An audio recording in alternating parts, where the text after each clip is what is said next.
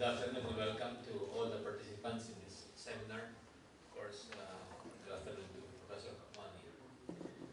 Before we begin this seminar, let me just give a few words about the topic and the importance that we put to this topic that Professor Kakwani has so graciously accepted to discuss.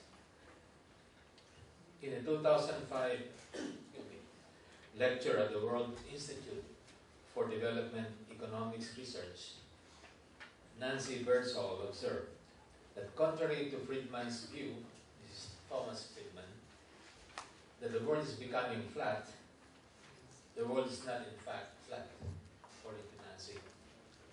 Is the world flat?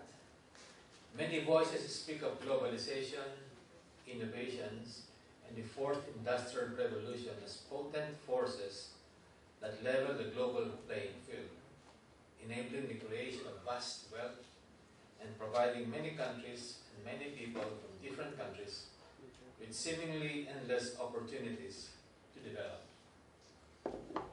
But there are equally very strong voices criticizing globalizing markets, and in the words of Birdsall, as inherently disequalizing, making rising inequality in developing countries more rather than less likely.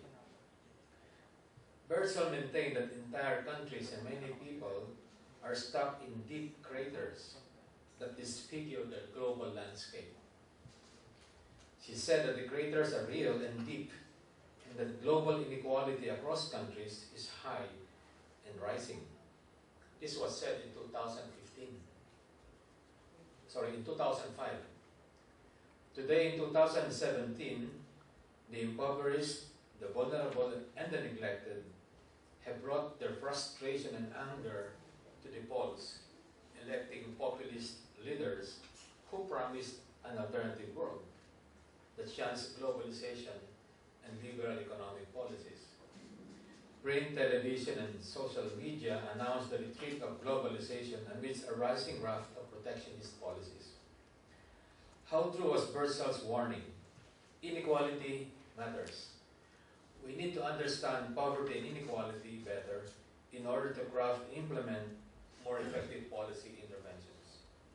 This afternoon, we are most fortunate to have Professor Nanak, a former professor of economics at the University of New South Wales in Australia and an expert on poverty and inequality, to talk about social welfare functions that can be used to drive development indicators that are related to specific social objectives such as reduction in inequality and poverty.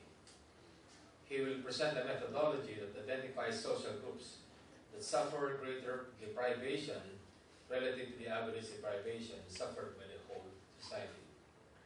According to the professor himself, identifying such groups is important because reducing inequality can be more effective through policies that directly target these social groups rather than specific individuals. Looking at inequality among social groups seems to me a novel and useful approach to addressing issues of poverty and inequality. Long ago, Amartya Sen explained that the process of economic development has to do with what people can or cannot do, whether they can live long enough, obtain education, escape avoidable morbidity, be well nourished, or pursue the things that they value. The old narrative about policy interventions to address poverty and inequality is about individuals. This afternoon, we raise this question: will targeting social groups be a useful policy construct? Ladies and gentlemen, let's welcome Professor Nanak Kakwani, Professor of Economics for 30 years at the University of New South Wales in Sydney, Australia, and until 2006, Principal Researcher and Director of UNDP's International Policy Center for Inclusive Growth in Brazil. He is an elected Fellow of the Australian Research Committee of Social Science and has been awarded the Mahalanobis Gold Medal for outstanding contribution in quantitative economics. In the course of a very distinguished career, he has published 4 books and over 100 articles in reputable international journals. Let's welcome Professor.